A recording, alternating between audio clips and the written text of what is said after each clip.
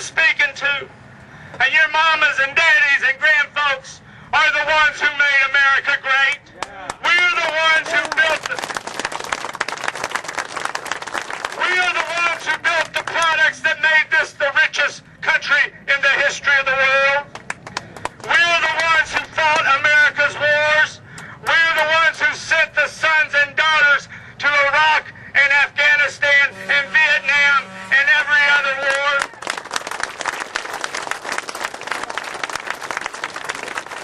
We're the ones who pay our taxes, who take care of our kids, who worship in our churches and mosques and temples and synagogues. We're the ones who play by the rules. We're the ones who built the middle class.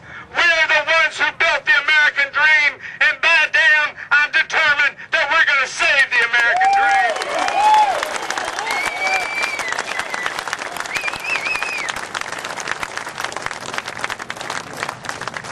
It is time for us to tell America's financial elite and corporate America and these global multinational corporations that enough is enough. It is time for America's workers and unions to draw a line in the sand to say to the financial elite and corporate America that these are our jobs. These are our jobs.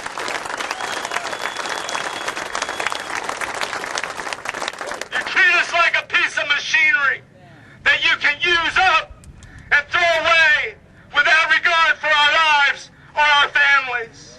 How much money did the people who worked at Whirlpool make for that corporation?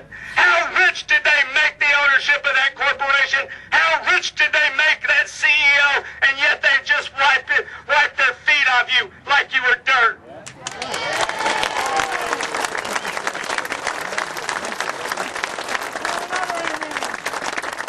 Let me tell you, brothers and sisters, what's happening here in the tri-state area has happened all over America. And the scariest thing about it is this, that's why we can't get out of this depression. The economists will tell you, left to right and anywhere in between, that we can't get out of this depression because we lack consumer buying power. How many have heard that? Consumer buying power, there's not enough consumer spending power. You know why? Americans no longer make enough money to buy products in America. They have so shrunk the middle class. They have so assaulted our lives and our unions, our standard of living and our quality of life. They have so assaulted our kids that we no longer can spend enough money to power the great American economy. And pretty soon, if we don't stop it with actions like this in the tri-state area and all over America, they will strangle the golden goose of the American economy, which is the middle class. So I want you to remember this, brothers and sisters. These are our jobs. We've invested our bodies and our minds and our strength and our back and our pain and our daily lives and our God-given dignity and our self-respect and sense of who we are into these jobs. These are our jobs, and we deserve to be working on them.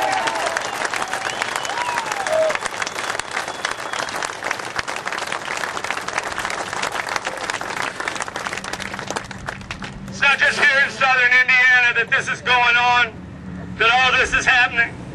It is all over America.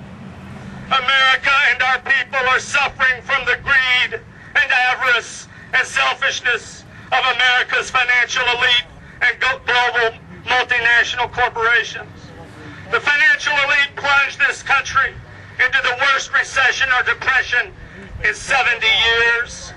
They turned Wall Street into the largest casino in the history of the world, gambled with America's wealth, our pension funds, our little 401ks, our little investments, and they destroyed $2 trillion of America's wealth and $50 trillion of the world's wealth. And so now, the oldest continuing civilization in the history of the world, Greece, is on the bankruptcy. We can see the dissolution of the European economic community and worldwide depression. And they will try to blame workers with that. And they'll say to workers what they're saying in Spain and Greece now. Well, you got to make less money. You got to take cuts. Hell no! You did it to us. You paid for it.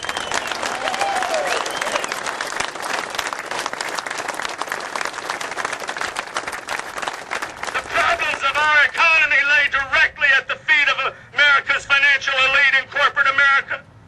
They've stolen your jobs. They've destroyed your livelihoods. They've hurt your families and your kids, hurt other folks in Indiana, Kentucky, and Illinois. They've hurt the small businesses that rely on your paychecks. They've hurt the churches where you pay your tithes. They've hurt the schools which rely on your taxes. They've hurt your kids and your families and your neighbors. And in too many cases, they've hurt your self-respect and they've stolen your dignity. Brothers and sisters, it is not just immoral what these corporations have done here in the tri-state area. It is a travesty. It is a travesty of injustice. And it is up to us to turn this around and to turn America around. Did they do this to you and your community because they weren't making money? No! They didn't do it because they weren't making money. They're doing this, both these corporations are doing this because they can exploit other workers more. They can raise their profits with your wages and raise their stock prices with your jobs because they put you out of work. What they are doing at Whirlpool and this ethanol plant is the very same thing. They are destroying these jobs and your livelihood and this tri-state economy and further weakening the American middle class. What they are doing to you in this community is atrocious. When is America, Reverend, when is America going to stop forcing our own people into poverty to pad the pockets of those who make more in a day than they can spend in a lifetime?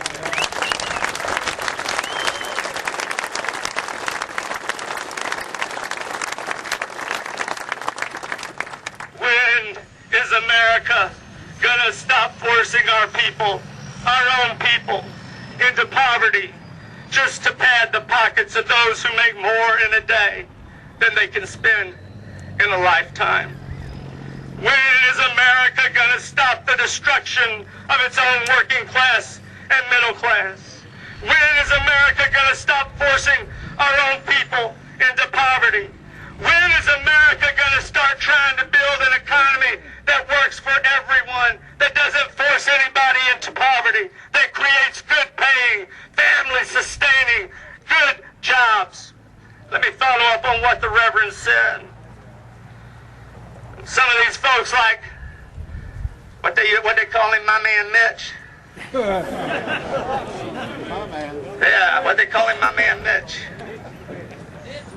Ditch Mitch. Ditch Mitch is right. Ditch Mitch is exactly right.